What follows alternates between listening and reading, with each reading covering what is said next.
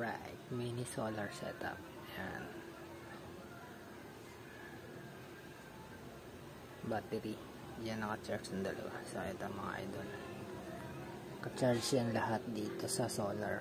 CC mini la 15 watts. Yan. Nandun sa taas yan 15 watts. Tapos ginawa ko ng wire. Dahil walang controller, gumamit ako ng buck converter.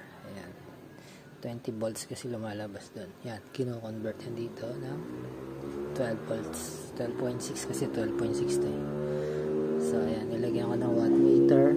Ayan, yan, mababa yung voltahe niya ngayon. Makulimlim. Maraming puno. Ayan, galing sa solar. Charge ko yung battery. Ayan, 8 ampere hour. 100 watts to mga idol. DIY to, ginawa ko lang to. Yan ang battery niyan, 21 pieces. Bali, naka-series 3S 7 parallel. Yan sa loob niyan. Ito mga laman niyan, 18650 batteries.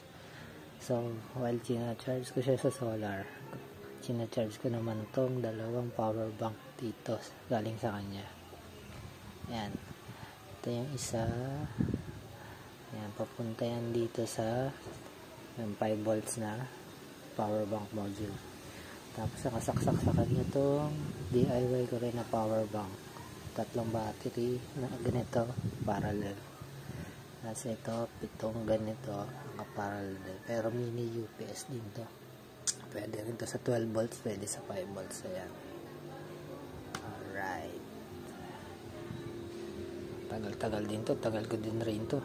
3 araw bago na-drain yan. Ayan. 15 watts lang lahat nagpapagana niya nasa taas.